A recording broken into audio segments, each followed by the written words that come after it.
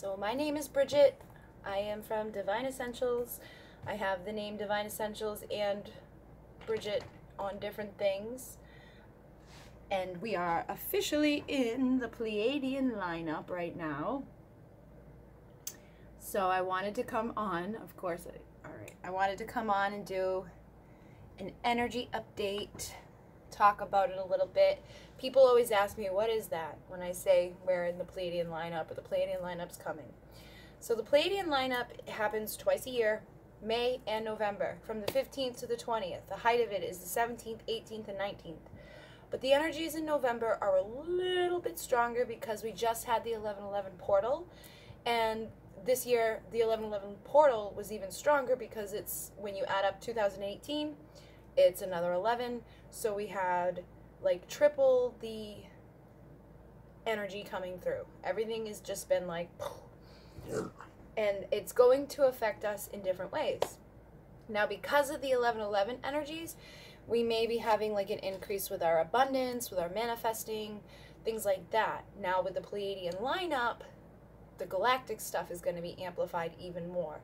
And so if you're a starseed, you know what I mean when I say the galactic stuff, like the numbers and the synchronicity and the weird experiences that we seem to all have. And we have different symptoms at different times, and everything is just crazy. I'm going to try using this chair so that I'm not like leaning forward the whole time. All right. My dogs are also a little amped up right now. They do get affected by the energy. And one of my dogs is named Alcyon, and she has a lot of Alcyon energy. So whenever I do stuff connected to the Pleiades, she's like, let me be involved. And then I have a dog named Sirius, and anytime I connect with the energies of Sirius, he needs to be involved. Like, he's literally like tried to get through the door, and he's like the most laid back dog that I have. They're all wieners. I have 6 of them. So he's, you know, more laid back than the others, and he will like insist on being a part of anything to do with Sirius. Okay, so I did write down some notes, and it was funny because I was like, I don't want to forget stuff. I was like collecting things around, and I wanted to talk about different things so that people can utilize this energy and be protected and, you know, do all the stuff that will assist them. So I started writing my notes, and on here I did some numbers because I've been seeing a lot of numbers. I actually wrote a post a few days ago, like before the 11/11, and in that I had put numbers down, and so those numbers are here too. But I've also been noticing a lot of connection with the number 27. And so I wrote down all the numbers. I wrote down 27, and that's actually like the last place I was writing. And then the last thing I did was circle 27. Pick up my phone. It's 1:27 a.m. and the degrees is 27 degrees here. I was like, okay. And then I went on to Instagram, and something popped up, and it had 27 likes. And then I went somewhere else, and it was like 27 minutes ago. So the 27 is big, and like the 7 is always gonna be big with the Pleiadian stuff. So you can see it in different ways. You might actually, and like what I just said, like you're gonna see it show up in different ways. The experience I just had with the number 27 you can have with other numbers. Some of the numbers that are gonna come in are gonna have frequencies and energies from different sources. And so when you see 7, it's connected to the Pleiades. The Pleiades is what we're aligning to right now, and there's 7 stars, 7 sisters. It's been written out through in history for years and years. People have been having experiences with the Pleiadians for as long as time has been here, okay? It's been in the like Greek mythologies. It's been in the Native American stuff. There's been stories from people like back in the day, you know, like all over the world, in all different places, there's been connections with the Pleiades. Whenever the Pleiades comes in, there's a lot of synchronicity with 7 because 7 is also considered a holy number. We've got 7 chakras in our body, like 7 main chakras. We've got billions of them, but the main ones everybody usually knows are the 7 main ones.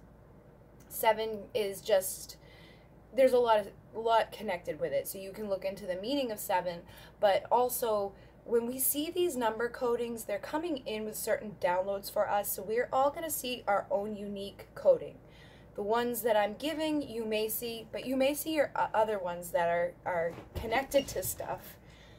My dog almost just fell off the bed. I actually have a dog named 7-Eleven. Okay, guys, calm down. So the other numbers that I have for the 7s are like 717, 707, 777. Those ones are going to be coming in. The 8s are going to be big because of the abundance. So when you see 8, that's connected to abundance, it's connected to infinity, it's connected to twin flames, connected to the Lyrans. So the Lyrans are the ancestors of the Pleiadians. They were here first, then there was a war with Orion, and Lyra was destroyed, and all the peeps from Lyra traveled all over the place. And it's funny because I actually had synchronicity with that tonight. I was talking to somebody about like galactic stuff and Pleiadian and yep, this, that, and the other thing. And then I was going to be doing a reading, and the person was from the Pleiadian peeps, who are actually in the same area as the Pleiadian peeps. They're in front. So Pleiades is found in the eye of Taurus, and that the constellation of Taurus. The Pleiades is here in the eye. Well, the Hyades is like by the nose. Pleiadian, I don't know how to pronounce it properly, but those areas also have consciousness and things, so you may actually be getting some synchronicity with that because it is in alignment right now. There are going to be strong connections coming through. We're also going to have connections with like 808, 818. We're going to have 1111s from the 1111 portal, but 11s or 1s are awakeners. So whenever you see the awakener with another number, it's holding other information too. So if you just see 777, that's like Pleiadians being like, yeah, you're doing it, good job, synchronicity, confirmation.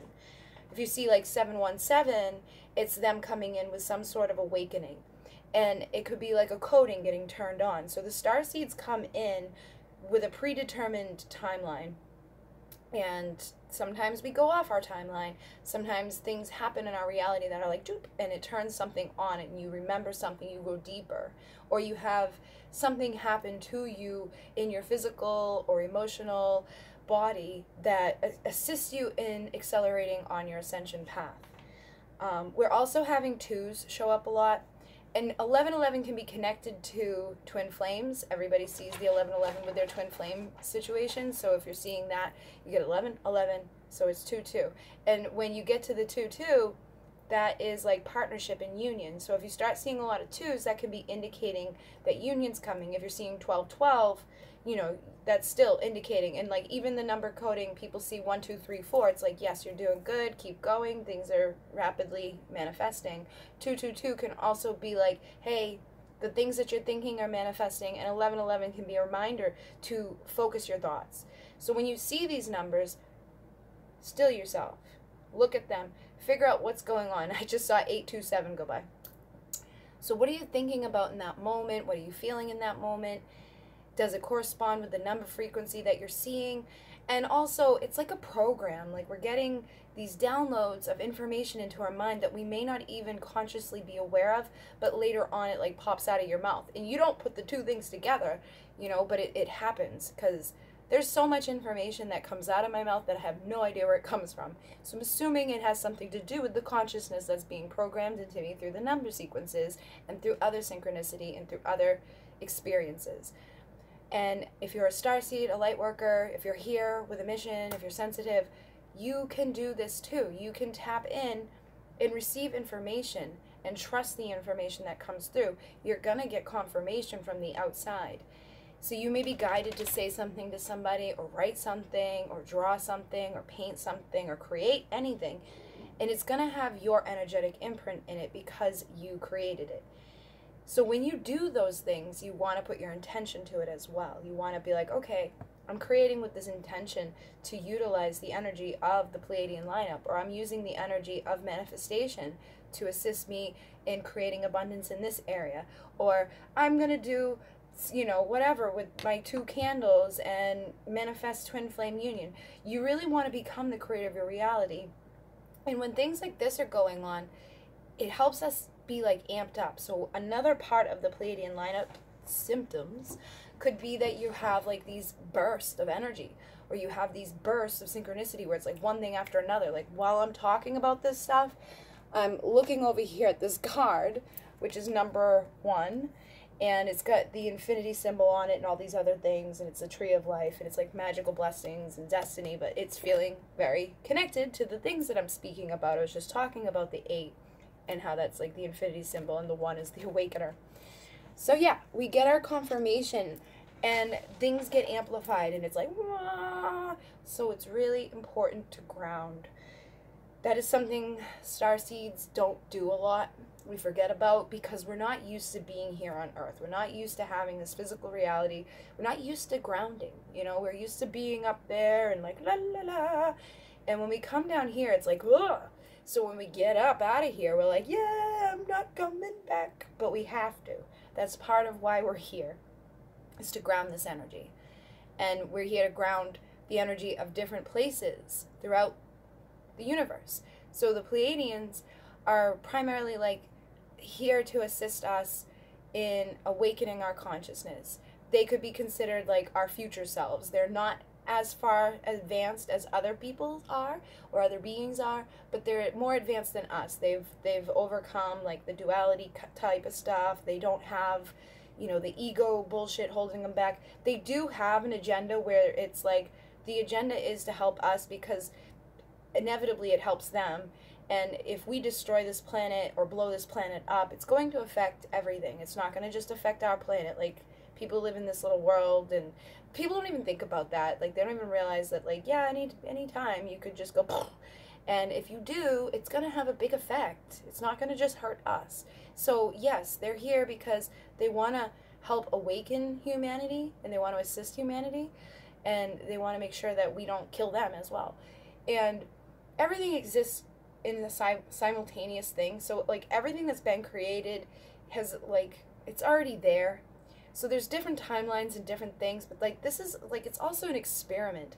So, you know, when I talk to people and, you know, I give them the rundown of what the Pleiadian lineup is, of like, all right, we're aligned, and during this time this and this can happen. One of those things is walk-ins can happen, okay?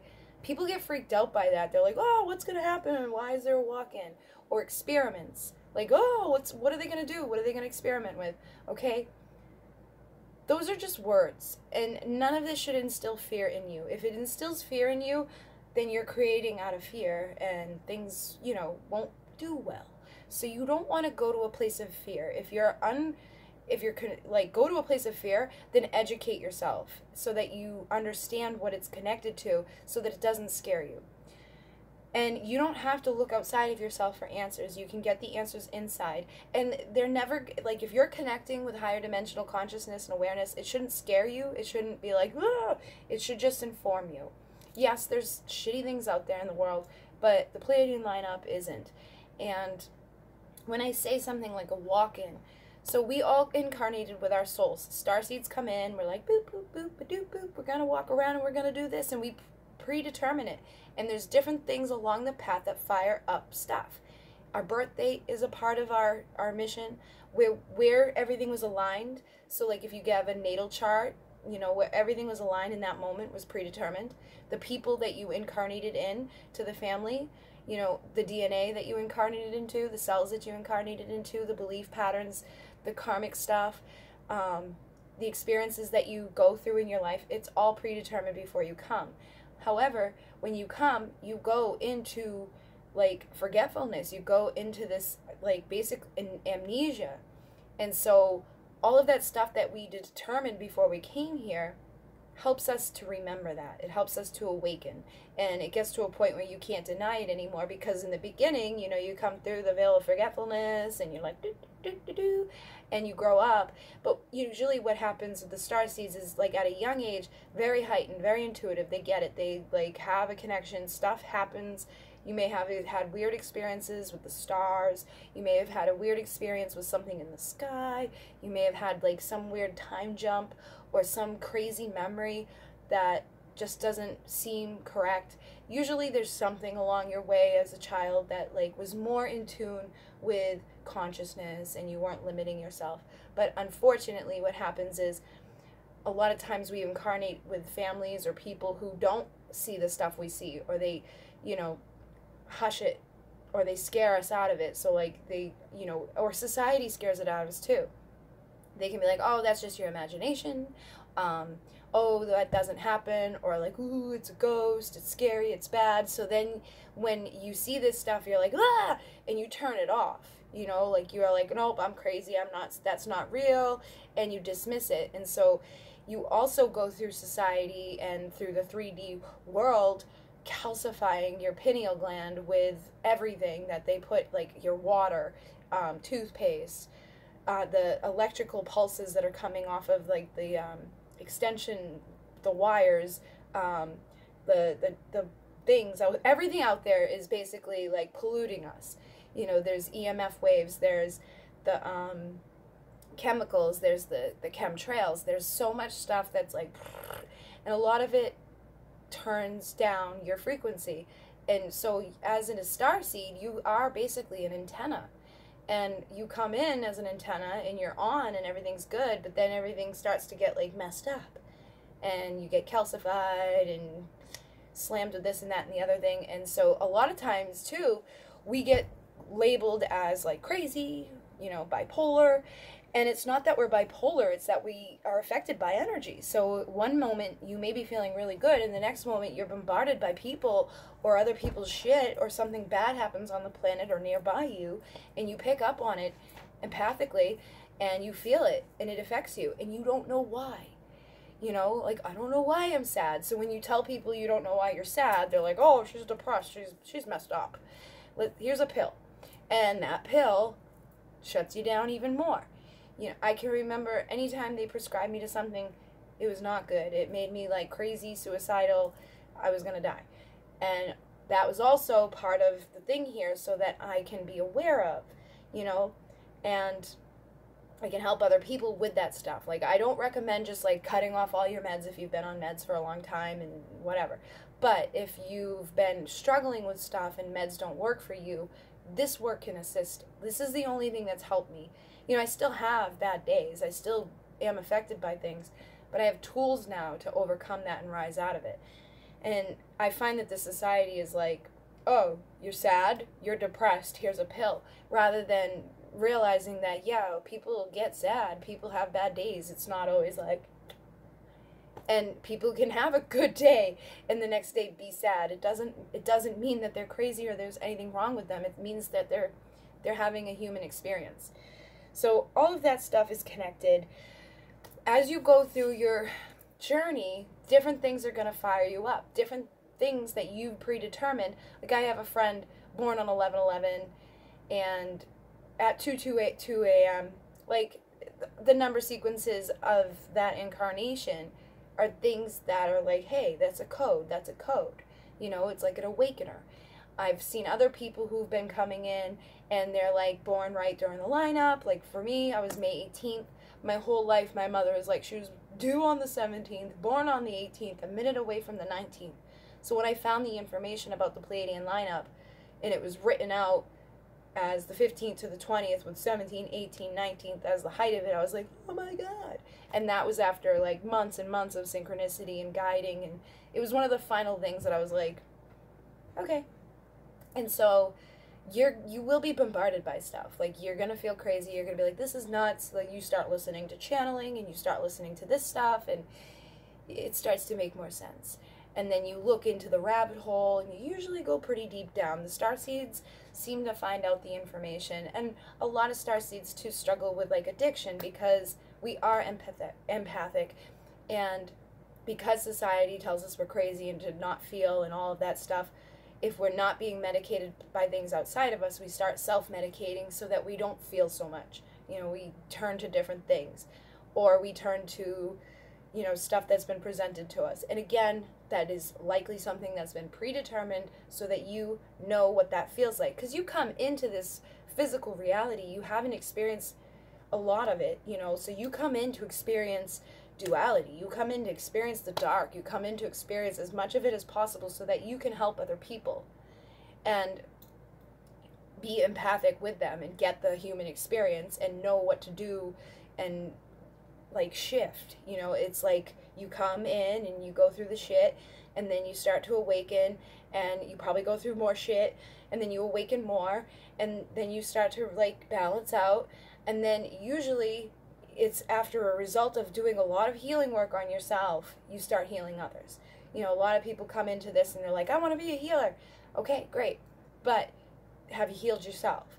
And you're never done healing yourself, you know, but you'll get to a point where you've done enough work that you can start assisting other people.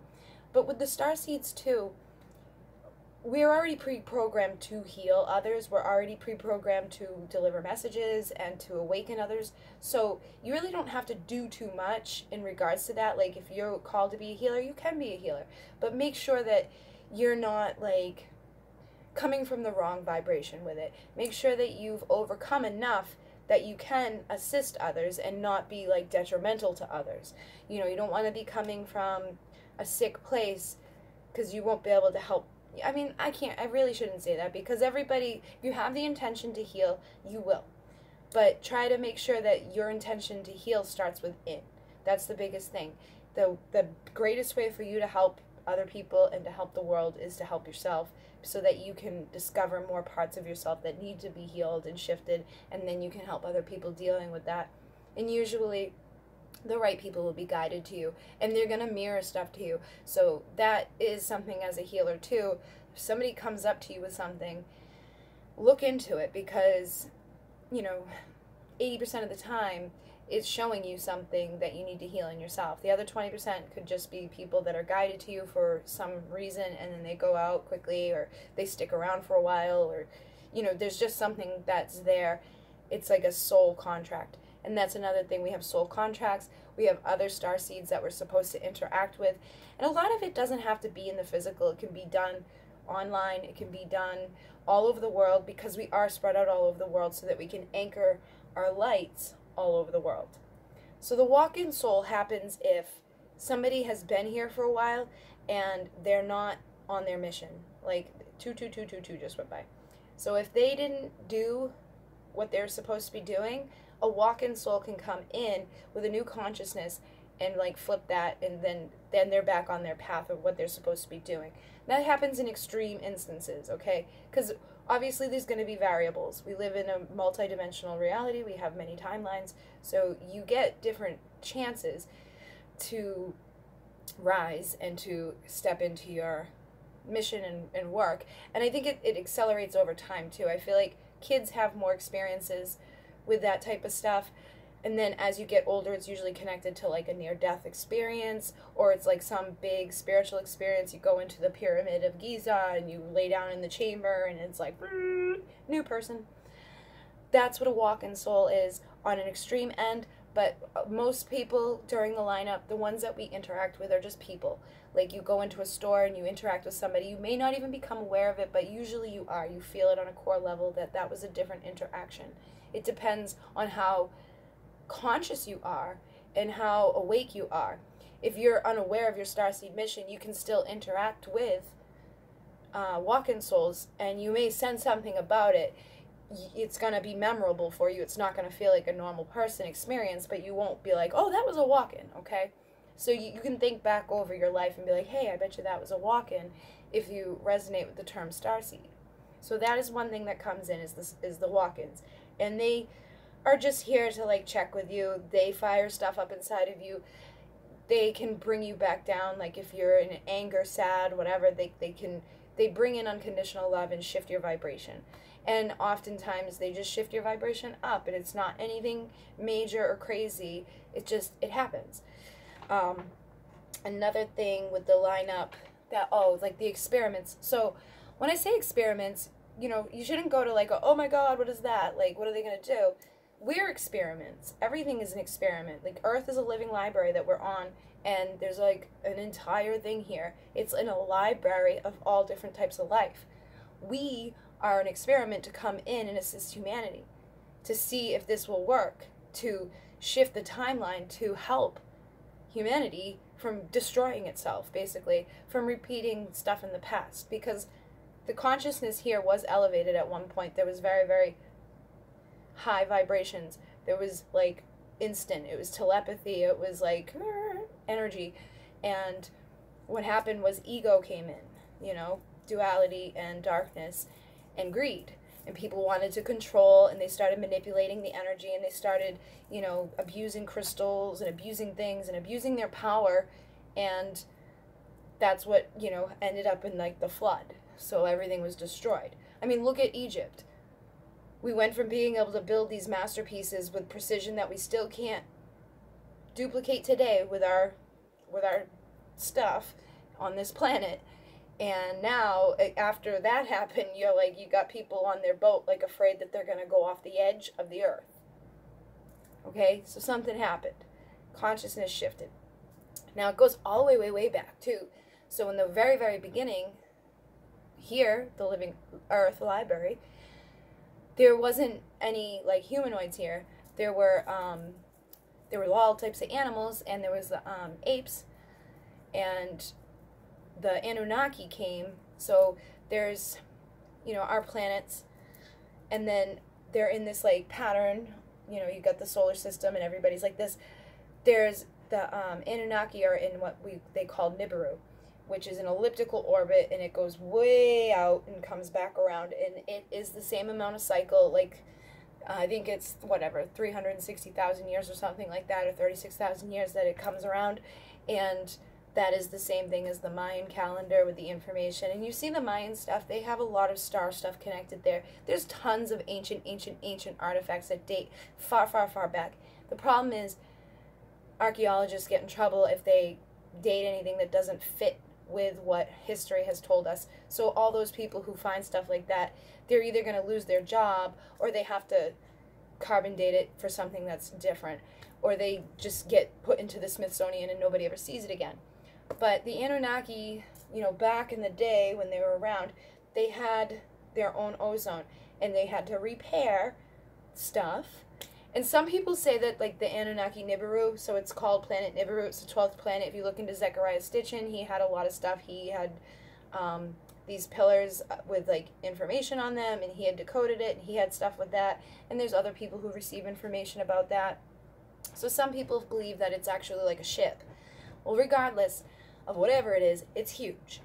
And it comes around, and when they come around, they were actually using Mars as like a jumping station to go from there to Mars to Earth. So they had like a station there. They actually have things on Earth, on Mars that look just like things on Earth. So they have pyramids, they had a sphinx, there's all types of stuff. If you look into that, you'll find it. So they were using that as like a jump way to come here. And when they were coming here, they were looking for monatomic gold to repair stuff for either their ship or their ozone, whatever it is that resonates for you. And they had been mining for it and doing all of that, and then they saw that there was beings here, and they were like, hey, let's create some peeps to do this for us. So they manipulated the DNA and got humanoids, basically a slave race. And you see that like it plays out again in Egypt, like with all the slaves. I don't believe the slaves built the pyramids, but I believe there were slaves. So they did all that, and they manipulated the DNA, and then some of the dudes, Enki, Enlil, all the peeps that were up in there, there's like Marduk, all these people, they started lusting after the women. And this is what's written in the Bible. It was like them unto earth, and they fell, you know, for the daughters of men, and it came into them, you know. So what happened was they did that, and we had like hybrids.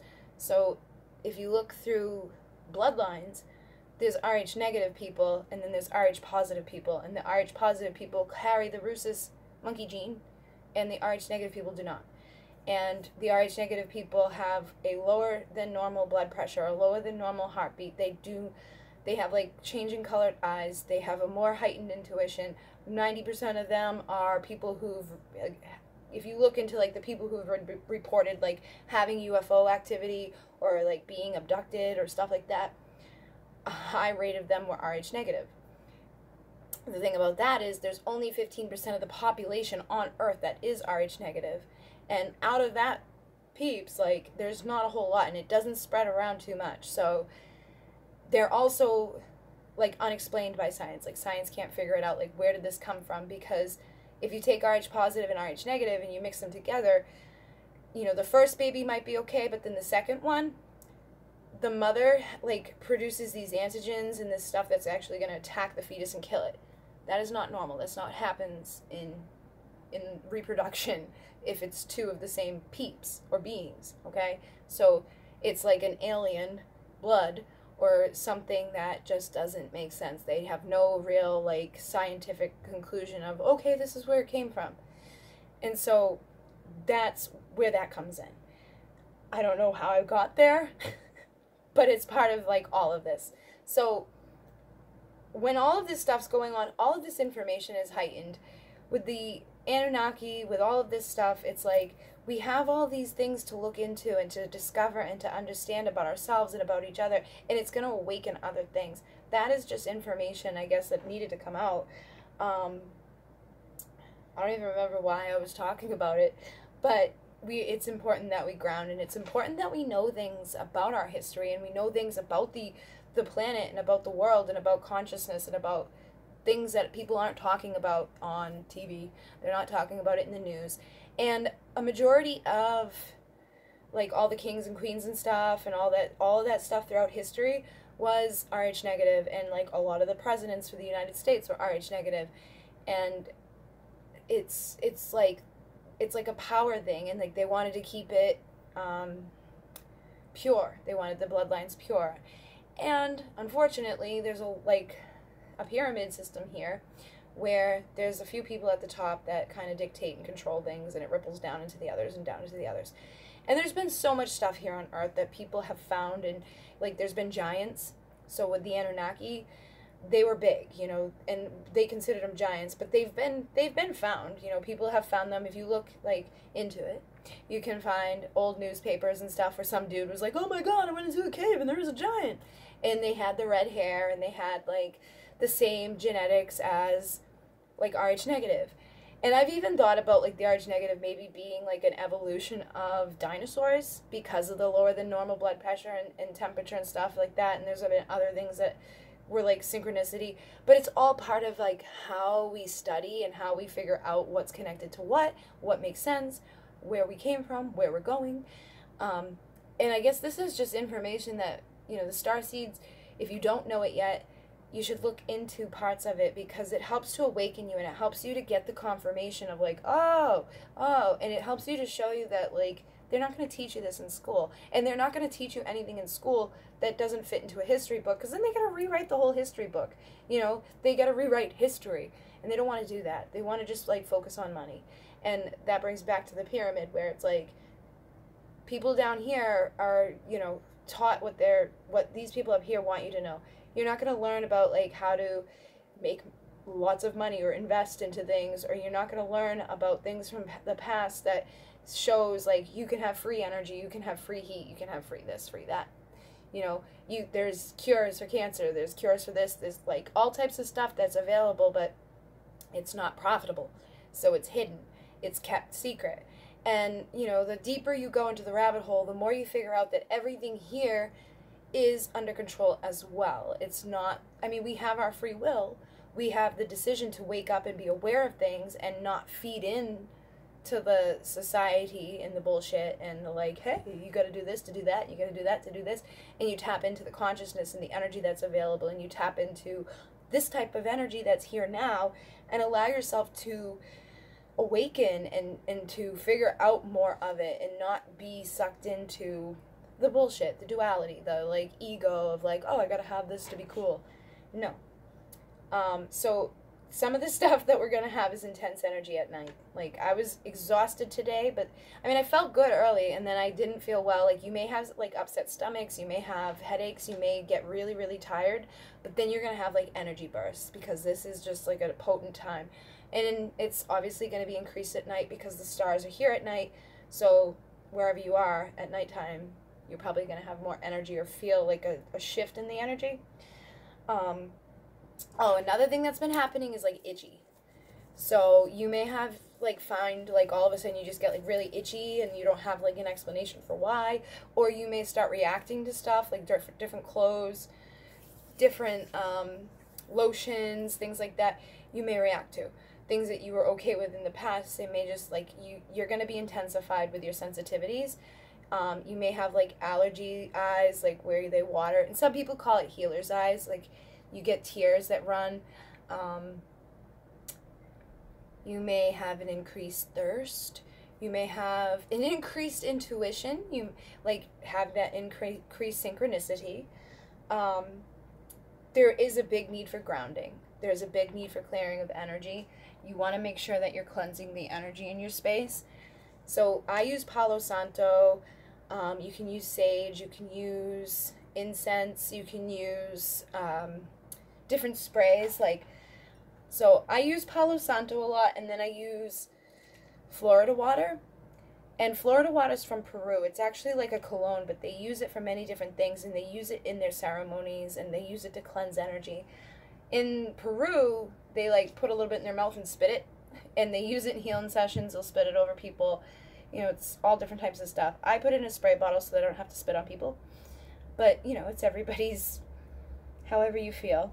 And I do have a store on my website, Divinessential.com. There's a link. All of the stuff that I use is in the store. So if there's anything that I talk about that you want to look at, there's like it says Divine Products, and then all of the things that I like are in there. Okay, so Palo Santo smells a lot better to me than sage does. This is made out of a tree. It's very grounding, so using this to clear your space will help ground you at the same time. I like to use this when I'm working with people or when I've been around people. Like, I'll get in the car and be like, and I just spray myself and cleanse the energy so that you can, like, reset it. You can use this for your crystals too. Like, in my healing sessions, I already cleansed before I did this. I just wanted to show you. It's similar to sage. It doesn't continue to burn for too long, so it's safe. So, like, in my healing sessions, I'll use stones on people to, like, run the energy off. Like, I'll run it down their nose and over their face and things like that. So I like having this to cleanse after, because it's got alcohol in it, so it really does clean it too. So you're not, like, transferring other people's stuff. Especially if you got little stones that hold in your hand. Good stuff to have. Oh, and because Pleiadian energy, star energy, moldavite oil, starseeds love. Okay, there's, like, a little piece of the moldavite inside of there, and moldavite is very powerful, and it's an amplifier to go up. So that's not going to help you ground, but it's going to help you to connect. So if you're using moldavite, you can use it in a lot of different ways. I have moldavite oil, but I just put it on my hands. Some people like to put it on just, like, different places. It smells really, really good. There is this on the website too. They have moldavite incense, so you can burn that in the background. That's on the website as well. And I think there's even, like, moldavite bath salts. There's all types of stuff. The two things that I use the most are the oil and the incense. So that will help you to connect up. But part of our mission here is to ground down too. So using things like obsidian, jet, tourmaline, the different darker types of stones will assist you. So, like, tourmaline looks like this. You can even get it in jewelry. I actually have different jewelry on the website. Where is it? This ring is labradorite. That one it was $10. But labradorite also assists in going up. But it helps you to clear your energy. It's, like, one of the greatest ones for starseeds. So I have labradorite everywhere. Like, you can get stone labradorite, you can get it in a ring, you can get it at, like, a big heart. I have a big heart over there. I have a big, huge pillar over there. Here, I'll show you. I'll show you. So I got the big pillar over there. I got the heart in that, like, little square one. I got that labradorite necklace over there that a friend gifted to me. I love. It's very fancy. And then the big pillar. And then there's more over there. So labradorite is one of my favorites for starseeds because it also helps you to clear other people's energy away from you and protect you from other people's energy. So it's like it's like 2 in 1. It helps you go up and down. But if you're trying to just ground or protect yourself, things like this will assist. I have jewelry, like, I always protect, because if I'm putting my hands on people to heal, I don't want their stuff to, like, climb into me. So I always wear, like, bracelets when I'm doing healings. I wear necklaces. when I like go out into places that I know there's going to be a lot of people. What else is there? Oh, an amplifier will assist you in amplifying any intention. Quartz is very powerful, so whatever you're intending to do, you want to have quartz with you. Amethyst will assist you in seeing more with your third eye. So these are just things that like I've been guided to use a lot lately. I do make my own sprays, so you can make your own, like if you have different essential oils. Some good essential oils for connecting with the Pleiadians: rose, angelica root, alimi, lavender. Those are all going to assist. That's information I received directly from them. I don't know exactly why each one. I know rose is like the absolute, the rose absolute, it helps with the unconditional love. The alimi brings us up. The lavender relaxes us. So if you wanted to meditate and connect with them, lavender and alimi are two very good ones to do with. I do have links on the website to different oils as well. I don't have like the ones that I've made on there, but I do have like my own blends. So I have one called Pleiadian Passion that is a mixture of those ones I was just talking about, and everybody loves it. They say it smells like home. I'm going to be making more soon, so if people are interested in that, let me know. I can mail them out. Roll-ons are $12, and depending on where you are, it's usually $5 for shipping. And I do make bigger ones, but if you're, never smelt it before, it's probably better to buy one that is smaller and cheaper. Okay, so, oh yeah, having the energy of rose quartz too, because of the rose vibration with the unconditional love. Gold will assist you, and monatomic gold. We were just talking about it. So starseeds will connect with that. Get some vitamin D into you if you are living in like the north and you don't have any sun right now. Even if you are, like vitamin D with the starseeds helps a lot because we need that energy, okay? Like I received that through channeling as well. Meditate, do the meditations if you're feeling like disconnected, if you're feeling like too much energy, if you're not feeling enough energy, lay down and listen to your body. Don't push yourself too hard right now. Citrine will help you with your power too. Today somebody was having, I find that the masculines are having a harder time right now than the feminines. Somebody reached out to me earlier, and I ended up having to do something I've never done before. Like I put something into every part of them, like every chakra needed something. So like on the top there was an upside down quartz pyramid, and then inside of the third eye there was an amethyst Merkaba that was like blasting light everywhere, and in the throat there was a blue butterfly. In the heart there was a rose sphere, but around the rose sphere was black obsidian to protect it. And then there was a shield of citrine over the solar plexus, and then there was a gold infinity symbol going back and forth from like the masculine and feminine aspects within the sacral. And then down in the root, I ended up having to spray like obsidian spray because there was like weird stuff going on. So it was like a protection spray. And this was all done energetically. So if you're guided to do stuff like that for yourself, do it. Starseeds, it can seem crazy in the beginning. You can seem like you're making things up, but I guarantee if you do it for yourself, you're going to feel a difference. If you do it for somebody else, they're going to feel it. Like when I was doing it, I was like, this is insane. Like I feel like I'm just making this up. And then they're like, my ears are buzzing and this is crazy and oh my God. So, just trust yourself, because whatever your intention is, it will go, it will work, it will assist. And we are healers. We're here to help other people. So protect yourself, and always protect yourself. The thing I do, because I went through the new paradigm, I don't always talk about protection. It's important. Like if you've been through Reiki or any type of modality, they usually talk about this.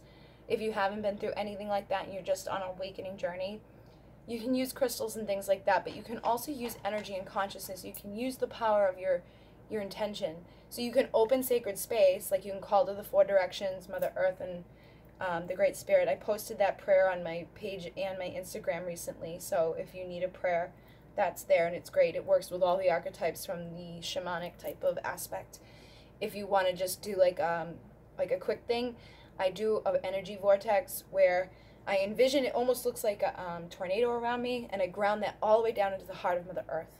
And when it gets down there, I anchor into the unconditional love, and then I call on all the peeps, like Pleiadian, Lyran, Arcturian, Andromedan, Sirian, Vegan, Avian, whoever you want to connect with, and I ask them to anchor it back up into the light of either Alcyon or Source or Sirius, wherever you want to connect.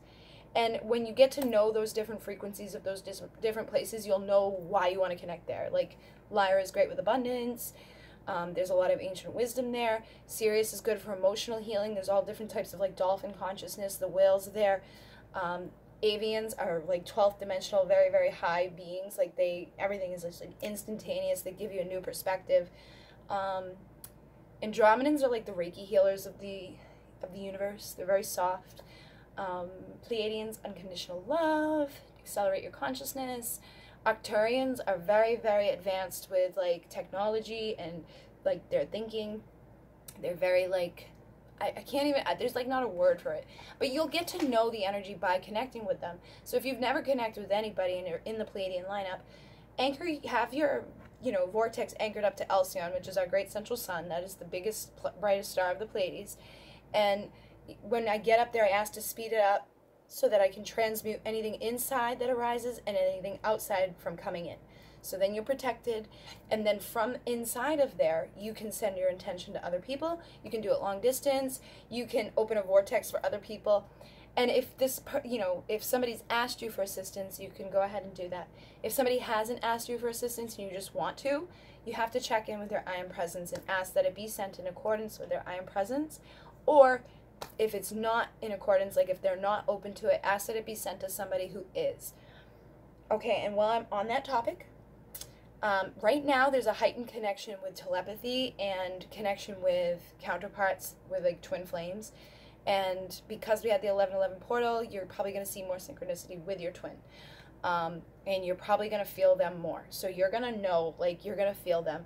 If you are connected with them in any way, you're going to get confirmation by like, oh, okay, that was right. Like if you share, like maybe you think about them and they text you, or maybe you think about them and then you go and you look and you see something connected to them.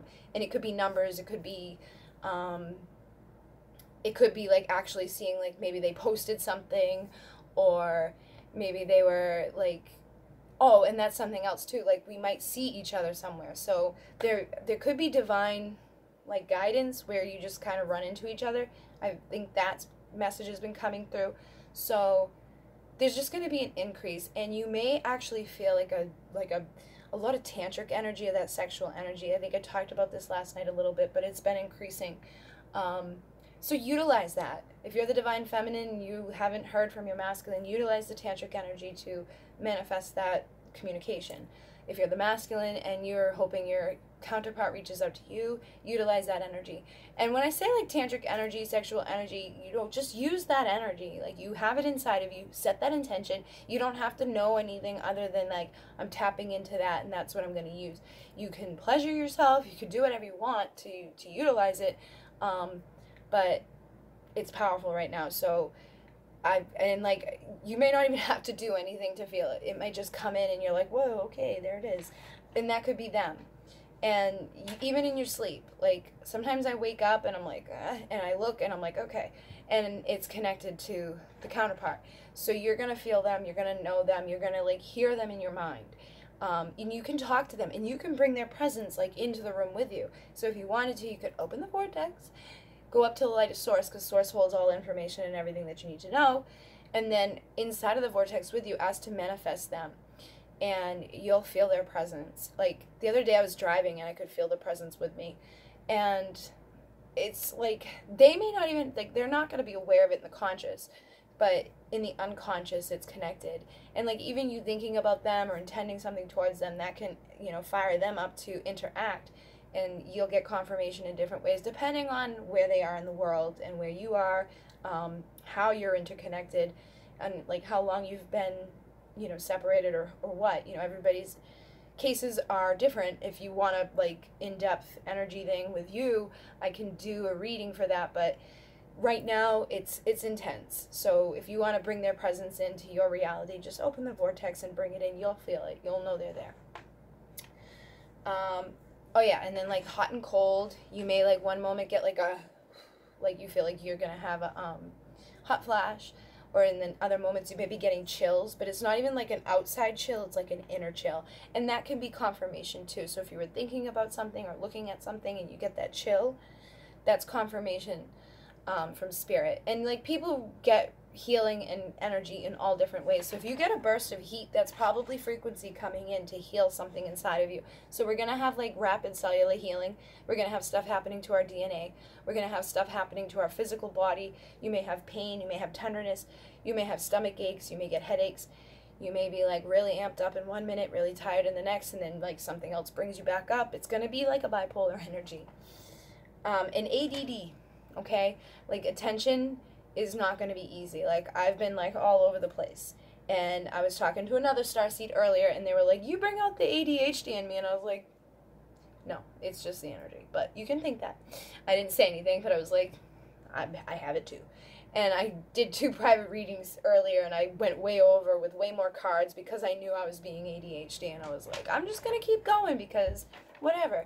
And that's why I said, warning, this is going to be a very long video because I knew there's so much to talk about, and I wanted to like cover all different stuff and help you guys out so that you know what to do and how to utilize this energy. I don't even know half the stuff I've talked about, where it came from, but obviously it needed to come in. So we talked about the telepathy, the synchronicity, the tantric energy, the manifesting twin flame union, like that. A lot of people are going to come into union. And when I say that, it doesn't mean that you come into union forever. You could just come together and then go into another separation with some sort of like lesson connected to it. I've been in a lot of resistance to that. Like, and the stupid Knight of Swords is over here looking at me. And that type of energy is like, you know, been coming in a lot. And that's the type of energy that I had coming in the past connected, and I didn't like it. I'm a Taurus. I don't like people who are like, hey, here I am, bye. Hi, here I am, bye. Oh, let's do this, bye. Like, no. And so I've been in resistance to twin flame union because it hurts like a motherfucker, and I don't want that. I don't want to feel like that again. Everything's going good. I'm manifesting. Like, my physical reality is like good.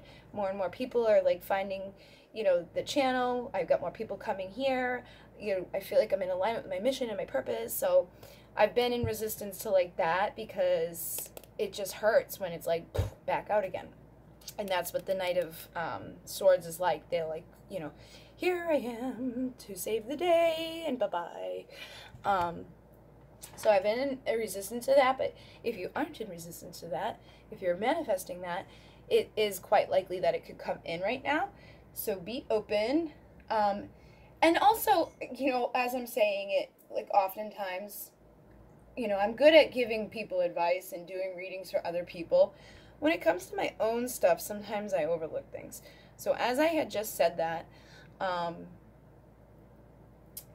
you are the creator of your reality. So instead of me being in resistance to that, I could be connected with the idea that this time is not going to do that. You know what I mean? Like, I could create the reality that of being open to union that doesn't just like come in and out.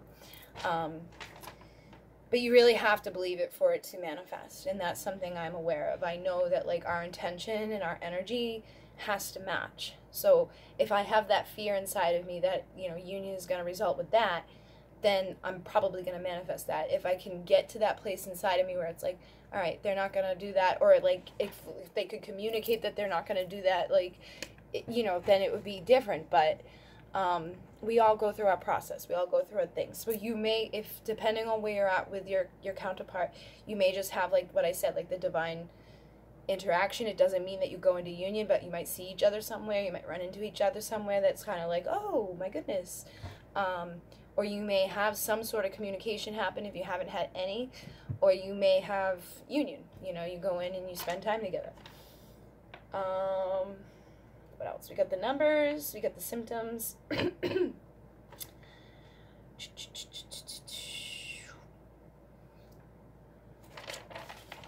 Okay, so I think I've covered most of that stuff. I'm trying to think. So my basic thing with the thing is having the walk-in souls and the experiments. Oh, so humanity, oh, that's where I was going earlier. Humanity is an experiment, basically. So, and when you go way back to that, when they were like messing with the DNA and all of that, you look at the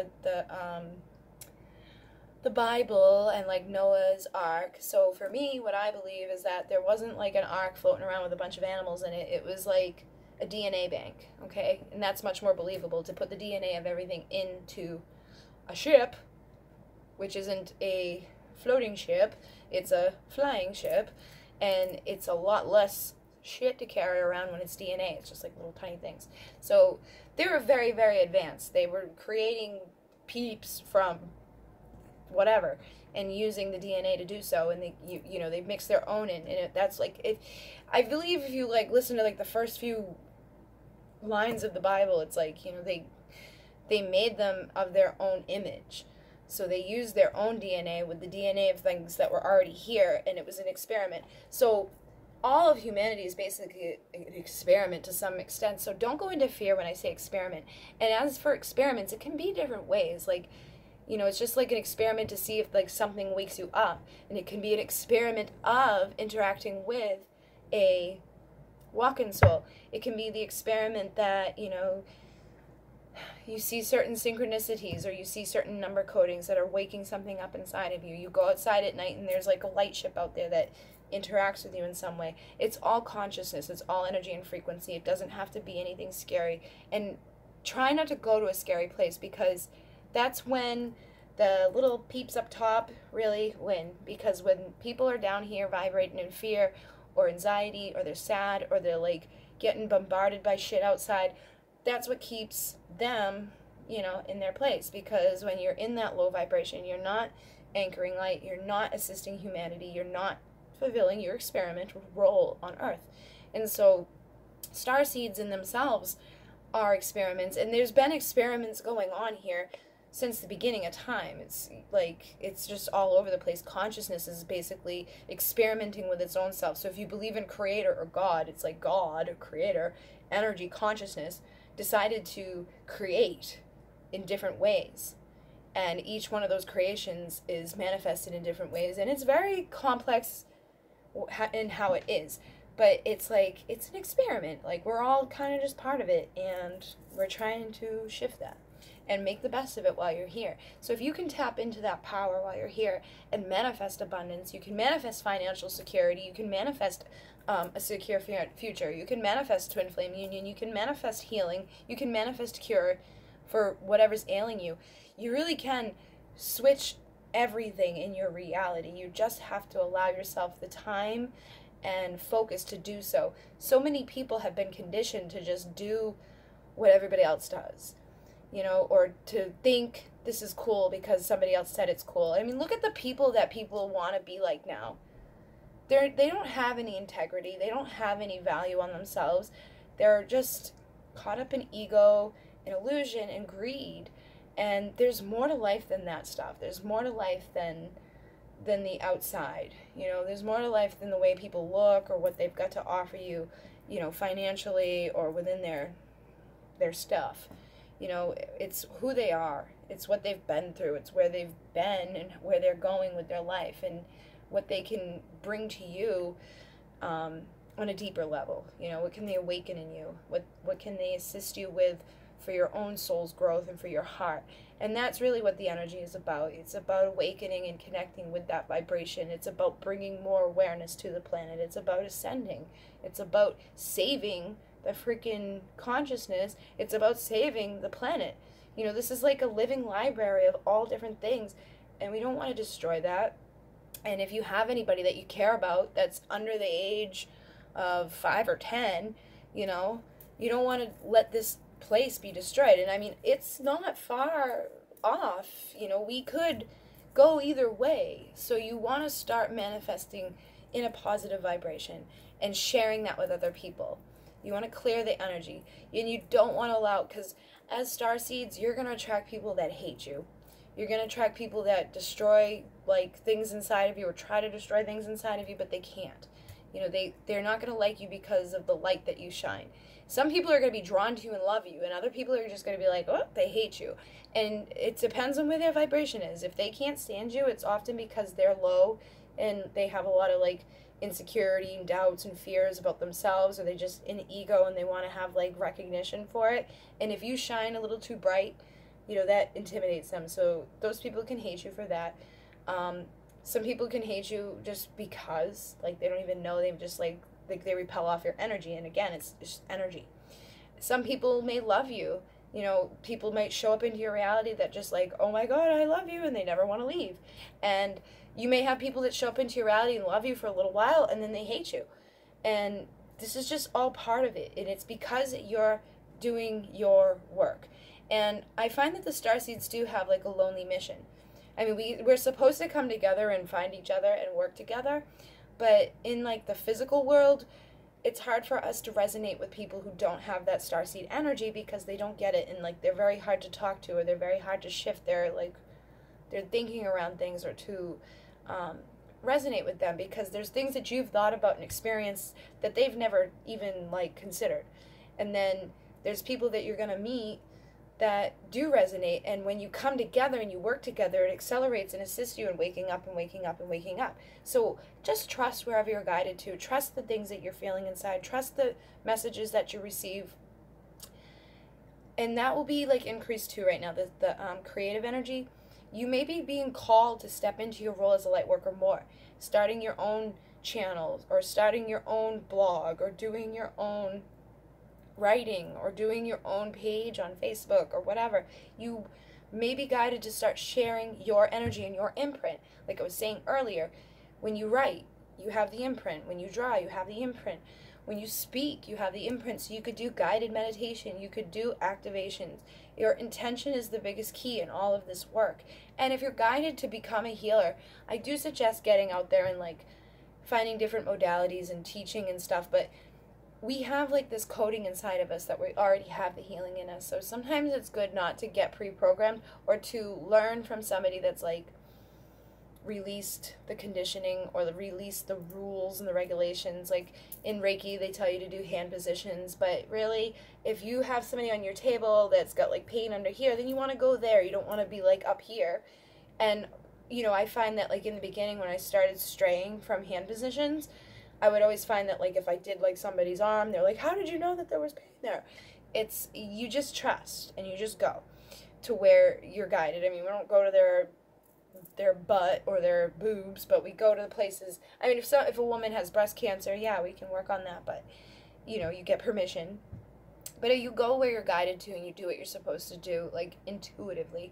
And whether or not you're a hands-on healer, you're a reader, or you're just somebody that has the intention to assist the humanity, you can have a regular 9-to-5 job and still be a light worker and help humanity.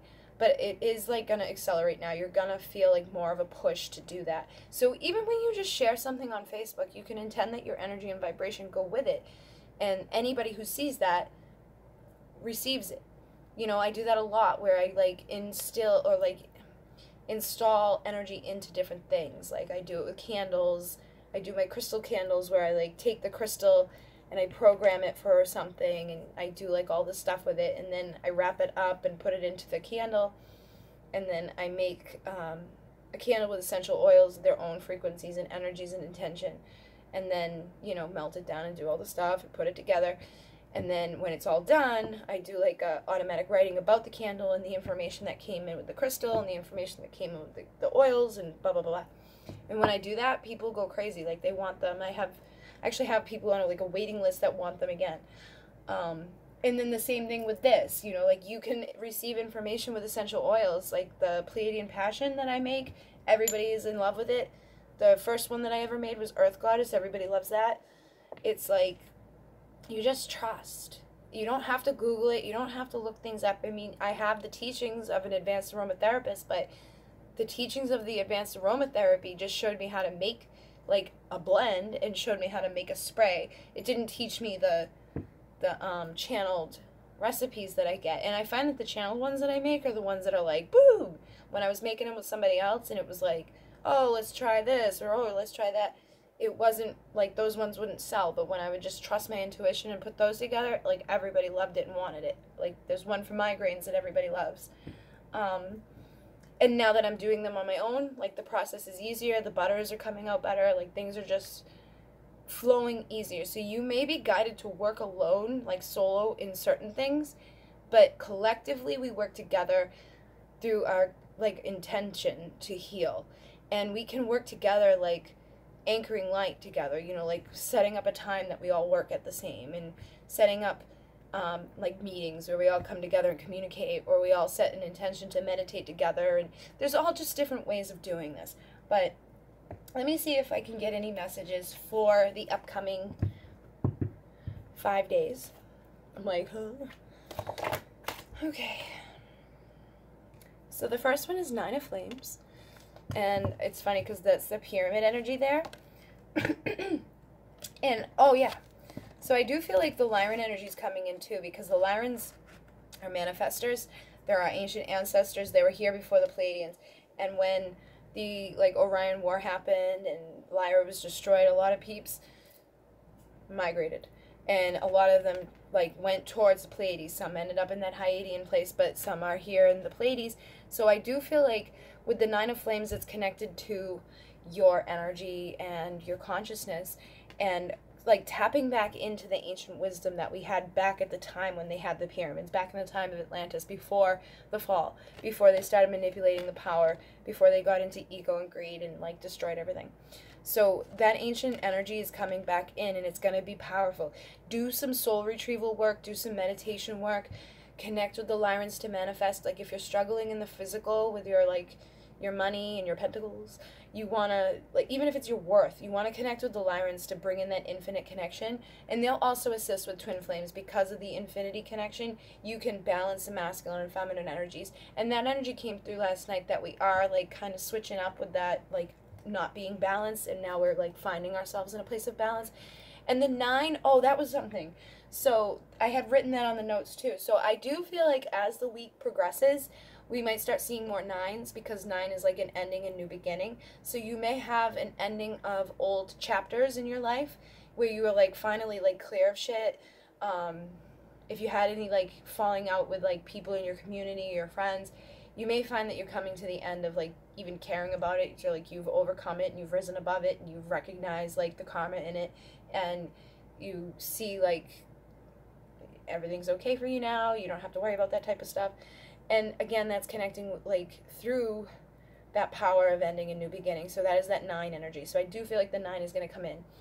In regards to your energy, you may have that happening like towards the end of the week, where like these big energy shifts change, where you, oh, and ringing in the ears is big too. So if you're having ringing in the ears, that's a download of information. If your vision gets weird, you could have a download of information. If you just feel like kind of like, you may be receiving something at that time. So just lay down and allow yourself to receive. If you're in a place where you can't lay down, at least try to sit down and take some time to integrate, because a lot's going to come in, and it's going to impact your energy. It's going to impact the knowledge and the wisdom that you hold inside of you. You may start be spitting stuff out that you don't know where it came from, but it's coming from somewhere. So just allow yourself to receive it.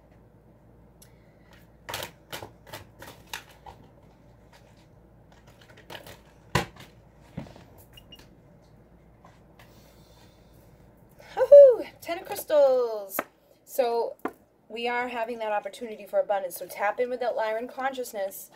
Tap into that ancient wisdom, because they're going to show you how to manifest. I mean, think of the ancient Egyptians. Think of the, like that royal, because the Lyrans are like the half feline beings. They look like lions that stand up. And if you look at Egypt, they're like all over the place. You get the Sphinx.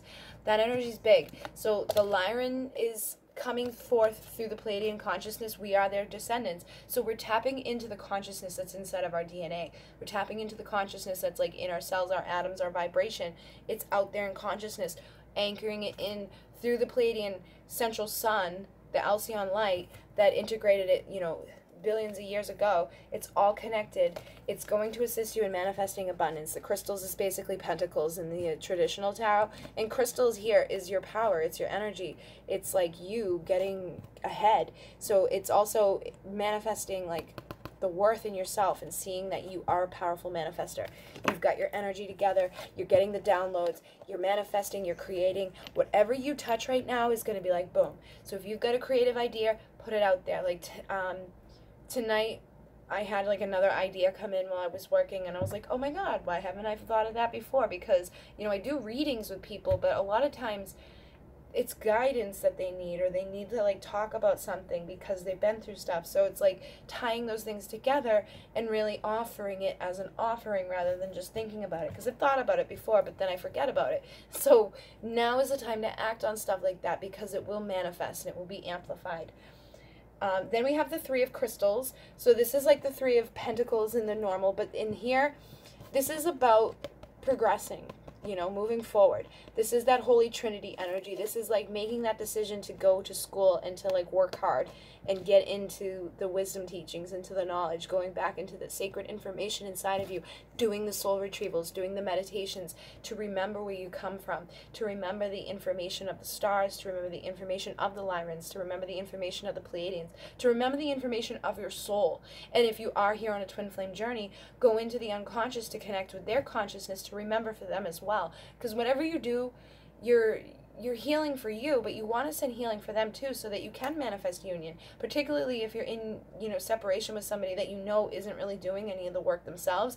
You want to be that Holy Trinity piece that's doing work for them as well.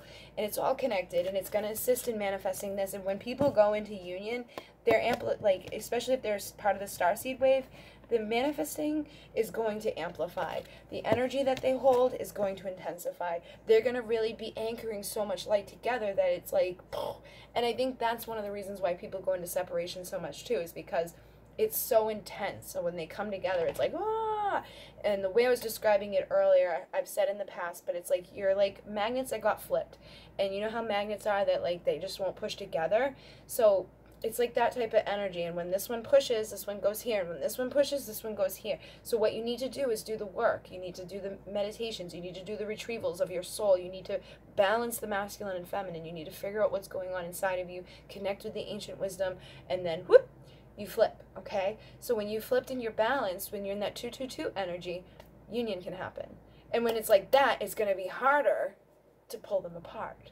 Okay, so in this time, I mean, you can have union like by forcing it, but it's gonna push apart again, right? So what do you want to do? Do you want to like go in like this, where it's like, or do you want to go in like this?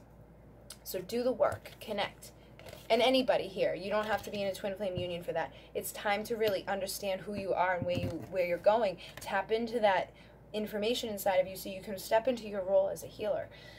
And then you get the Chariot, and the Chariot's all about moving forward. So as we progress over this week, the energy is going to progress. Things are going to get stronger. It's going to be like, oh my goodness. But then it's going to balance out, and it's going to assist in bringing that balance in that 2 energy, which manifests in union, or it manifests in finding like your flow within the reality, and it manifests in having like a balance of emotions, a balance of happy and sad, a balance of like the symptoms inside of you, a balance of being grounded and connected at the same time.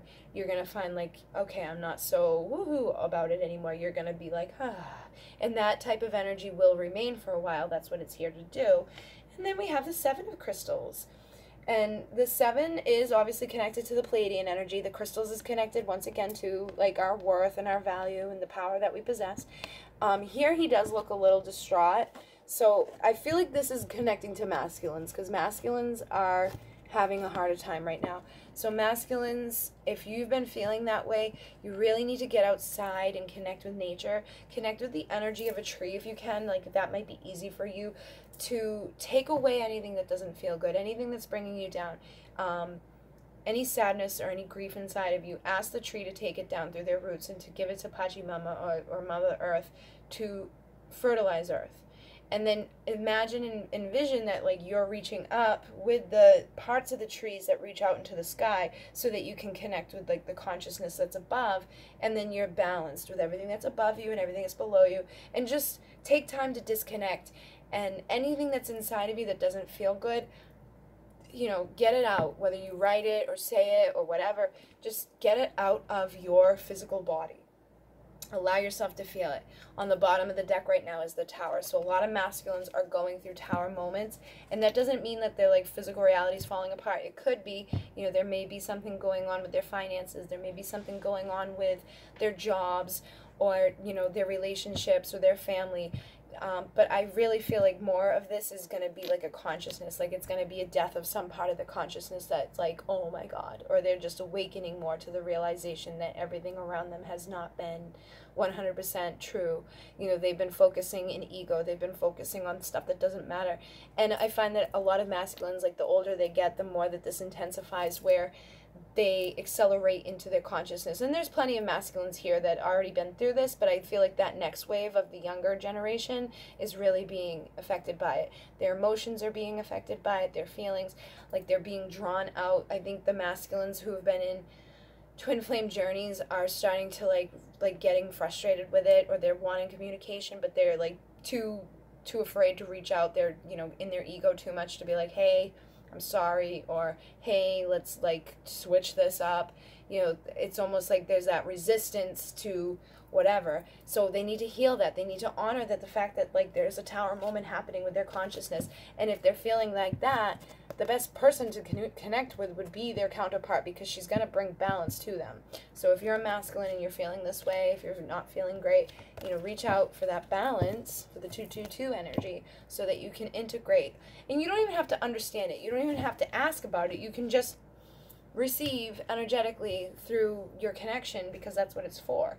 And so feminine, if your masculine is going through that, try to send them unconditional love. Like I've been feeling that over the past couple of weeks, off and on. It's not like all the time, but like there's times where like I'll wake up, or like I'll just be out and about, and all of a sudden I stop and I'm like, oh shit.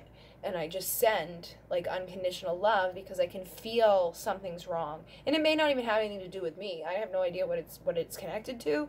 I can just feel when something's wrong. So I send unconditional love, and then I get confirmation after confirmation after confirmation. So listen to your guides, listen to your gut. We got the Sage of the Flames on the bottom, so that's that confirmation on that. Listen to what you're guided to do, whether you're masculine or feminine. You know, masculines, this could go other ways. If like, for me, I hold a lot of masculine energy, so I have a tendency, like, if the masculine energy is being impacted in that type of way, I can have that happen. So if you're a masculine and you feel like your feminine is being affected by that, or vice versa, because we mirror to each other, you know, use this Sage of Flames type of energy. This is the queen. This is like the embodiment of having your shit together. You know, she's balanced, she's connected, she's loving, she's supportive, she's not in her ego, she's not being influenced by other people outside of her, she's just connected. And use sacred geometry. Sacred geometry is huge when we have the geometric type of energy coming in with the star stuff. So the flower of life is good. There's all different types of patterns. Like there's some that like there's not even words for them. Some of them are just sounds. So if you're guided to make weird sounds and stuff, go ahead and do it, because that's light language. That's not something I do in public yet, but it's something that you may feel guided to do. And then we got the Seven of Orbs, which is technically swords. But of here, you see, like, this person is, like, reaching out. So the 7 is connected to the Pleiadians, but you see the basket is full, and there's, like, these things floating over here, and they're reaching out for this, and they're losing these ones. And these people down here are like, hey, hey, hey, like, you're losing your shit, man. And they're not paying attention. So a lot of us could have that going on, because there's so much synchronicity going on, because there's so much stuff being amplified, because there's walk-ins and this and that, and there's people everywhere, and there's twin flame this, and there's that, and there's everything. You may start losing shit out your basket. You may stop. It's that ADHD information. I'm totally syncing with this, because I feel like I've been having this happen already, and I know it's just going to intensify. Well, no.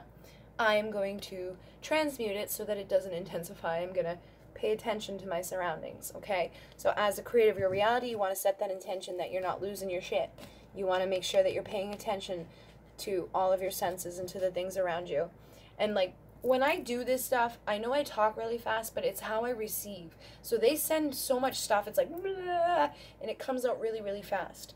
But it gets a lot of information out quickly to you guys, so that I'm not, like, on here for 4 hours, like. And, like, when I do readings for people, like, the live readings, they're always like, hey, sit down, calm down. And I'm like, because that's how it comes through. It's almost like I'm going to forget what I'm saying. I'm going to fall off track if I don't say it so loud. Like, anytime I go into, like, a normal whatever, I forget. And we get Seeker of Orbs. So the Seeker is like the, like a page. Somebody's that's seeking after. It's a feminine energy. So divine feminine, you may be seeking more wisdom. You may be seeking more into, like, the orb energy, which is connected to the sword, which is connected to your mind. But in here, I feel like you're looking for deeper parts. It's not like outside stuff. It's not 3D stuff. You're looking into the information of the cosmos, that ancient teachings, like the mystery schools, the wisdom of our ancestors, the stuff that's inside of your aura.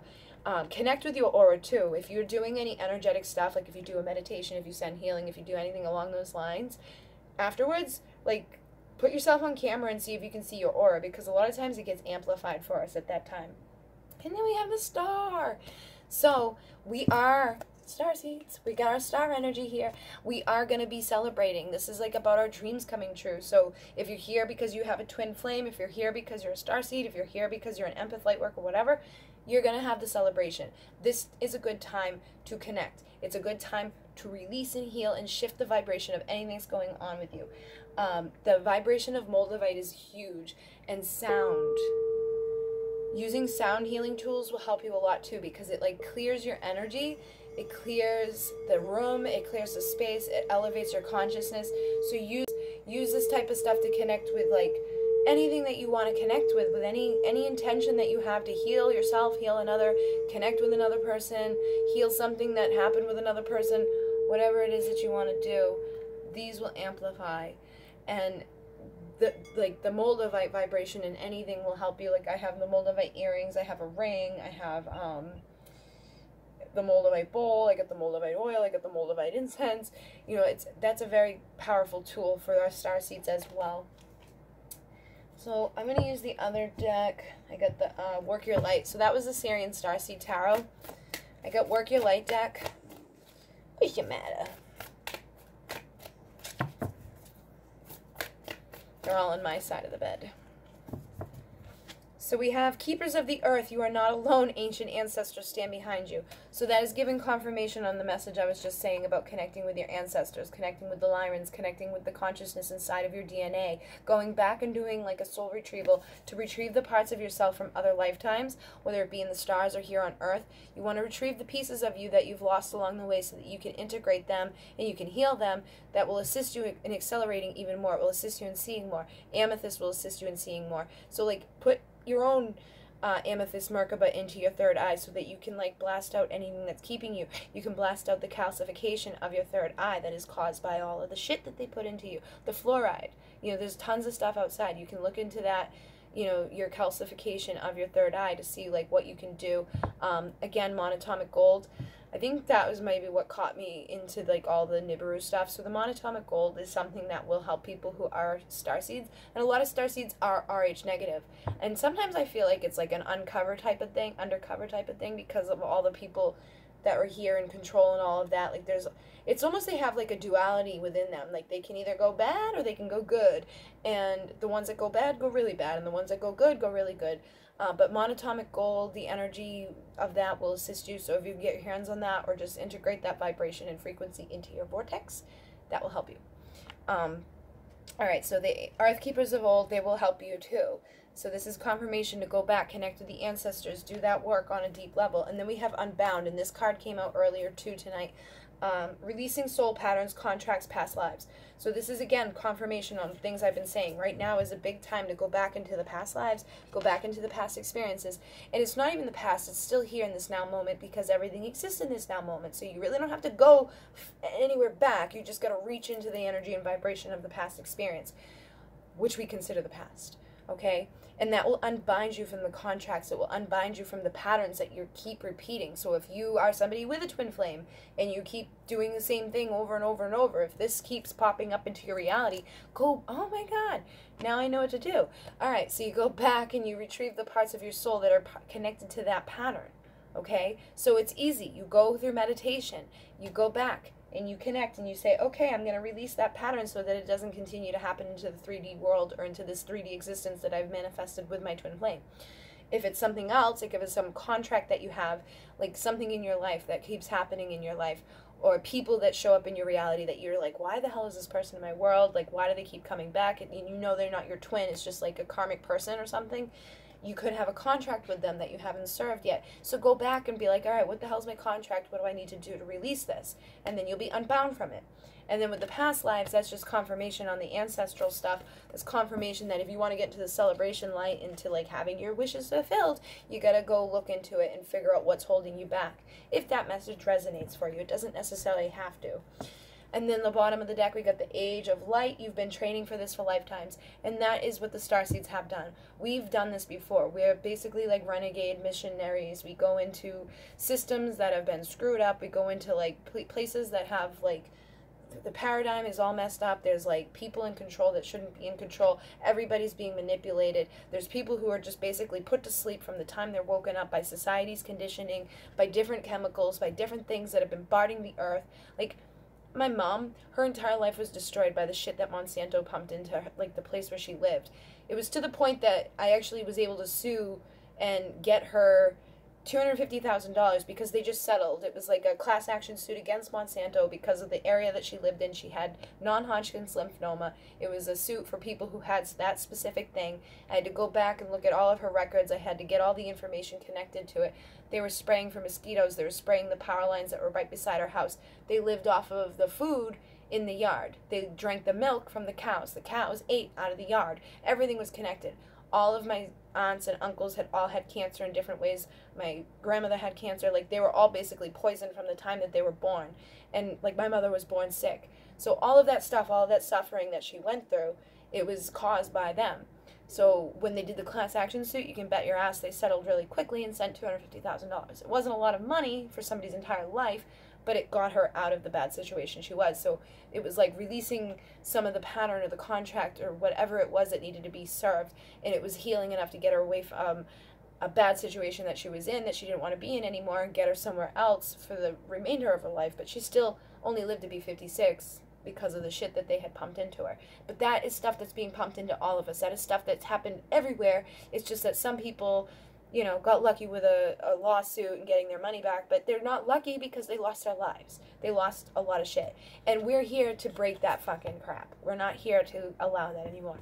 We want to get rid of the stuff that's making people sick. We want to get rid of the stuff that's making people feel like there's something wrong with them. There's something wrong with feeling like there's more to life than just getting up, go to work, go to school, sleep, repeat. You know, you want to be the creator of your reality. You want to like make your work for you. You want to decide when you're going to do something. If you want to stay up till 4 in the morning, does it really matter? No, you can do whatever you want, but society has conditioned you to be like, oh, it's 9 p.m., I got to go to bed, I got to get up at 7 a.m. and then go to my job that I hate so I can pay for something that I will never really technically own because it's owned by these peeps. And then, oh, I'm going to check out the news, and everything that's on the news has been pre-fed to these people that goes across all of the stations because guess what? They're all owned by the same people. All the banks, everything, there's money is just play, okay? It's invisible at this point. You know, the gold stopped backing it up eons ago. So basically they do just print out fucking paper and you're like, huh. And when you go put your money in the bank, it doesn't sit there. They put it somewhere else and then they give it to other people and then they charge interest to those people and it's like, whatever. Like, none of it is real. It is all part of a paradigm. It is all part of like our consciousness. Yes, we have to deal with it while we're here, but we want to shift it, okay? So things like that need to shift. And then right now we've got Lemuria coming through. So creating heaven on earth, it's happening. So Lemuria was here before Atlantis. Atlantis is when things kind of went bad and things blew up and people got crazy. But before that was Lemuria. And Lemuria, you know, actually happened, it was like at the same time too. So there was Lemuria, Mu, Atlantis. Lemuria was good, and then Atlantis was like, fucked everything up. But Lemuria is a very good energy, high vibration, all consciousness, all love, sending like telepathic messages, being of energy, being of light. There wasn't any of that duality, separation, ego, illusion, power, hungry, greed, envy, jealousy, lust, all of that stuff. You know, like if you wanted to merge with another person, it was just consciousness merging. And the same thing, like when you accelerate up into like the 5th dimension, it's not like you're having sex, it's a consciousness thing.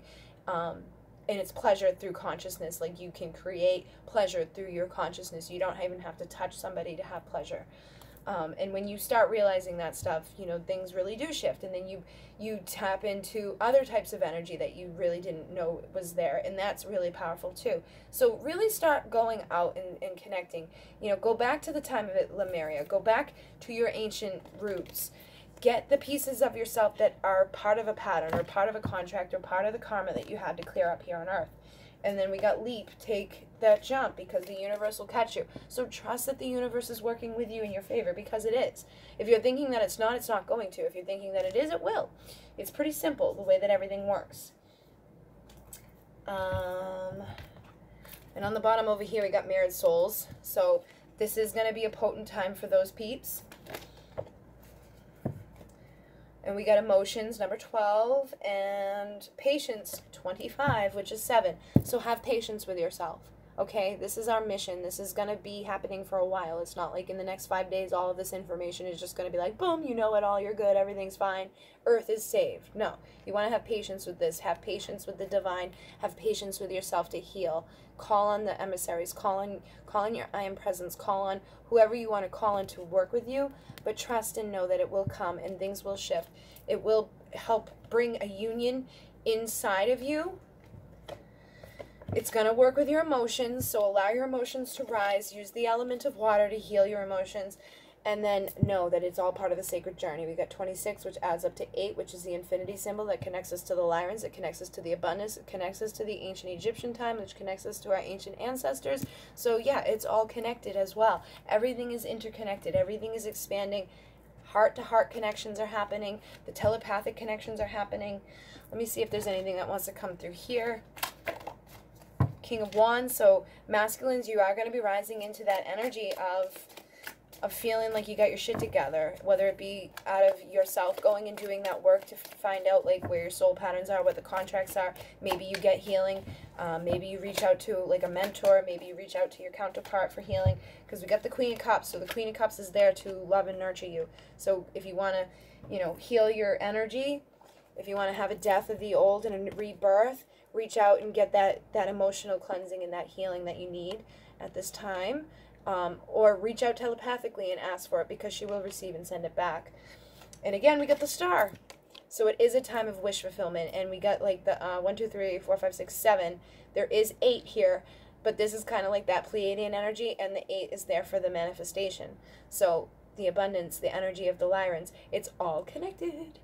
So whatever desires you have, whether you're the feminine or the masculine, if you want to rise up into this place of like being good within your energy, having a death of the old, a death of the ego, a death of the shit that's been holding you back, allow your feminine to nurture, love you. Like the Queen of Cups, she's all about loving. She's all about emotional balance. She understands, like she's a nurturer, she's a lover, she's not going to hurt you. And feminine, if you want to be emanating in this place, if you feel like you're not, make that wish, and allow yourself to shift into that vibration and send that unconditional love to your masculine, because it is a death of the old. It is a rebirth. We are rising into this new illumination. And we have the 1, 2, 3, 4, 5, 6, 9 of Wands.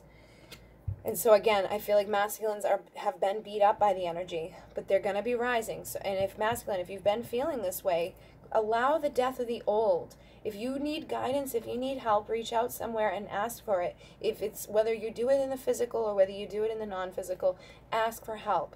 You know, you can ask anybody, anywhere, anything through your consciousness to help you with your energy, and then allow yourself to receive it. If that's your wish, to just feel like you're not being beat to shit anymore, or if you have a wish that like the Queen of Cups would show up and help heal, then make that wish and allow a death of the old. If you're holding on to something out of ego, or like, you know, feeling like you want to be in control of a situation or whatever, like, or out of fear or rejection or fear of what other people might think or say or do, you know, let go of that shit so that you don't have to feel like this anymore.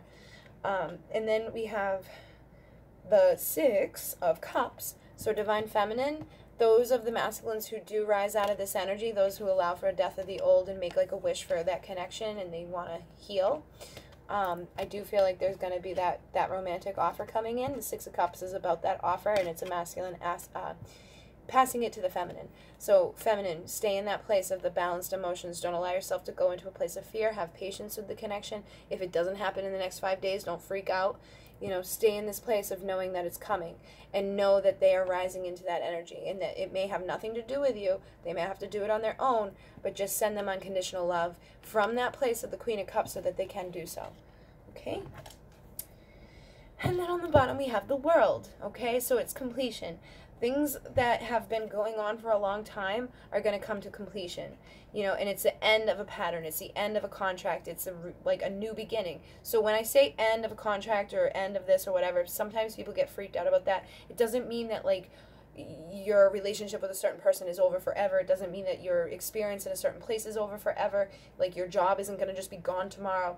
What it means is it's the end of a situation. It's the end of, like, an era of shit.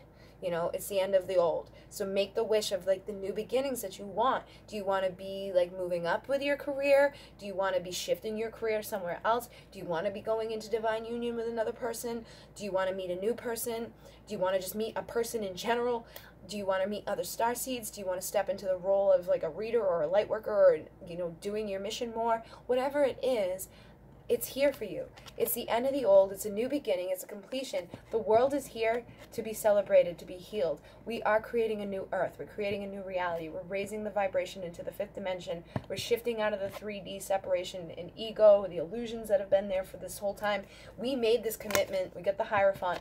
And as we do this, it's going to be rippled back through the twin flame shit too, because, you know, that's that commitment to, like, accelerating and moving forward and having completion and wholeness. So as we do this for the earth, it will be rippled through all of experience and through all of consciousness and through masculine and feminine by uniting into one. So everybody's going to be coming into union on one level or another, whether it's a union within, which is what it is. You know, it's a union within, and when you have the union within, you have the union outside. And so then everything around you can shift. You can have the new beginning. You can have the new phase. Everything that you've been working for the earth, everything that you signed up to do before you came here will come to completion and to fruition. I'm not saying it's going to happen in the next 5 days, but I'm saying a lot of people are going to wake up to a deeper level of their connection. They're going to go into the healing and expansion that is needed. They're going to, like, have a shift in their consciousness. They're going to have a shift in what they've been doing with their bodies. They're going to have a shift with, like, the patterns that they've been having. If they've been, you know, connecting with karmic situations and contracts, I feel like a lot of that stuff's coming to an end. So however these messages resonated for you, take that leap of faith and trust that the universe is assisting right now. Trust that this Pleiadian lineup is going to assist you with your manifestation. It's going to assist you with your wishes. And it's going to assist in all areas of your life. All right, so we're at 136.46. I think I will cut this one. I was going to do, like, a little meditation, but I'll probably wait because we got another 5 days. I think I'll do the meditation on another video, so this one doesn't go so long. We got the height of the lineup coming on the 18th, which is, like, the height. It's the 17th, 18th, and 19th. That is the biggest part of the lineup, but the 18th at midnight will be like, rah. So just be open to receive. If you have any questions, you can put them in the comments. One way to help the channel and, like, help other people to get these messages and to, you know, see the videos is to like or comment. Even if you dislike it, you know what? Dislike it. However you feel like you want to connect with that, go ahead. If you want your own private reading, there's things down below that you can contact with me with. I have different offers. My website's on there. I am going to be going live Saturday night from the Divine Essentials page on Facebook to do free readings. So if you want to check me out on there and comment a question or comment open to receive, I'll do free. Oh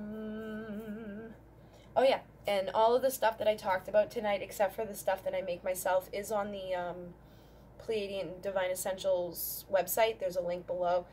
You just go to the Divine products, and I have, like, my favorites, all my different stuff that I use and, like, wear and things like that. If you're interested in, like, the Pleiadian Passion roll-on or things like that, you can email me and let me know. I will be making a batch soon. I don't know. I think I got it all. I always like forget something, and then afterwards I'm like, oh, I should have said that. So I do have upcoming events. If you're in the area, if you live in Massachusetts, I'm in Duxbury. I have a studio in the home. I do private healings and readings here as well, but I do have some events coming up on the 18th. I have the Pleiadian lineup activation where we will be connecting, you know, with the bowls and everything, and everybody lays back in zero gravity chairs, and then we go up and we connect with the energy of the Pleiades and all of that, and we bring in channeled messages.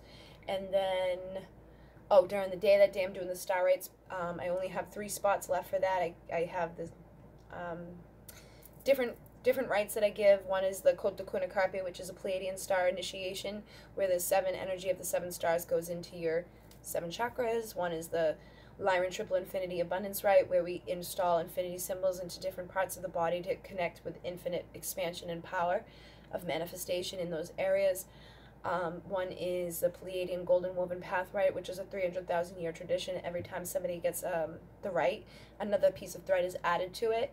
And it's like assisting humanity in accessing fifth dimensional consciousness. It assists people who are crossing over. So like when my mom was crossing over, I use that energy to assist her. If your pets are crossing over, your plants are crossing over, you can use that. And then the other one is the Soul Spar, the Soul Spar. It's the Soul Star Rite. So the Soul Star Rite puts you in alignment with your mission, puts you in alignment with your purpose. I got that, and a year later I was like, holy shit, it did. And then there was other people that I gave it to, and you know, is called to go back to certain areas on their body, and then a year later everything they're doing is connected to that part of their body. And then people, like, I had to go back to their hands, and then you find out the synchronicity that, like, their dad, who had passed away, had always called them something connected to their hands. Like, there's just been different things that have come through with that one that shows, like, confirmation. And it doesn't happen instantaneously, but it helps you to manifest, and it helps you put you in alignment with what you're supposed to be doing here as a starseed or as a light worker, as an empath. So those are both on the height of the lineup. Friday night is a past life meditation, so if you had resonated with any of the past life stuff or like the soul retrieval stuff, Friday night I have one here, but I think there's only one seat left. I do have other chairs, they're not zero gravity, so if more people showed up, I guess I could let you guys sit in the regular chairs, but I just like people to be able to lay back and relax. But every time people come, they're like, oh, we don't care. So if other people show up, I can put them in the regular chairs. But yeah, it's a past life regression type of thing where it's kind of a soul retrieval, because when we go back, we retrieve the parts of yourself that were in that lifetime, if there were parts in that lifetime that were left behind or that went through trauma. A lot of times we go back to, and there's just like good experiences, so there's nothing to retrieve. So it can be like a little bit of both. I've had people that went back to one life and it was great, and then go back to another one and they were hesitant. But when we go in with the attention that you're safe, you're good, nothing is going to hurt you. You're going to look at it, you're not going to relive it, you're not going to go through the pain of it, but you're going to retrieve the parts of yourself that you may have left behind, or any of the, you'll find out like the conditioning that was created of it, like a belief that could have been conditioned into you, like the root of all evil is connected to money, so now you never have any money. Well, it could be connected to something in a past life where you got a lot of money and then you like were murdered for it. So, you know, if that type of stuff happened in another lifetime, it can make it very difficult in this lifetime for you to overcome stuff, because it's within your consciousness, it's within your cells, and it can be your ancestors too. So we go back through consciousness and we connect, and like we leave it open for you to connect with what you need to for your highest and good. And I have a soul support group that's open to men and women. That's on the 27th, I think. Is that the date?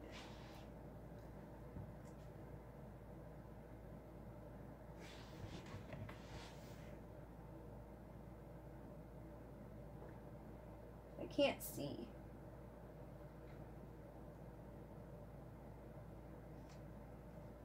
I think it's on the 26th. It's on a Monday night. And then there's a Divine Feminine group as well. What else? I don't know. There's a whole bunch of stuff. So if you go into the Divine Essentials page on Facebook, there's a tab marked events. All the upcoming events are on there. The free live readings, when I go live on my Facebook page, I go live from Divine Essentials, and then I share it to my personal page, Bridget Rao, and I try to share it into the Divine Feminine Soul Support group that I have on Facebook as well. But if you like and follow the page on Facebook, I believe you get a notification as soon as I go live, so you'll be like, okay, there she is. But that's like, you know, we want to get on early. I start at 9 p.m. Eastern Time. And then I have the Instagram, and I do have Twitter, but I never actually go on there. And oh yeah, so messages. If you've got messages, like questions or whatever, you can comment on the video. And if you want a reading or something, you can, you know, email me. If you want to ask specific questions for a reading, make sure you email me. And other than that, I think I've covered everything. I'm just waiting for them to like pop something into my head, because every time I go off, it's like, and I don't want to have to write a big, huge description. I got the ADHD energy in me. I'm like, It's probably like 4 a.m. right now. So at 1:44:08, I am going to say thank you guys so much for all of your support. Thank you for the people who have, you know, donated the positive energy exchange. Thank you for the people who share, support, subscribe, like, dislike, comment. All of it is assisting in more people seeing the messages, and all of it assists in the channel, like, you know, going up. I came on here a few years ago and I was like gung ho, gung ho, gung ho, and then I hit 1,000 subscribers and I was like boop, and I didn't record another reading for a year. And, you know, there's a lot of transition going on, but now I'm like rebuilding back up. So it helps a lot when people like, comment, share, to get it back out there, because now I'm like, you know, doing all the behind the scenes stuff too. So yeah, that type of stuff I really do appreciate, and I try to do as much as I can for you guys, you know, and I will be getting a meditation out for you guys, which will probably be, you know, a combination of the two. So I got the past life one on Friday night, and I have the Pleiadian one on Sunday night. I know I'm going to be exhausted on Sunday night, so maybe Saturday night after the live readings, I will record like a combination of like a soul retrieval with the Pleiadian lineup energy, so that you guys can get a little taste of both. Okay? And other than that, in munay, namaste.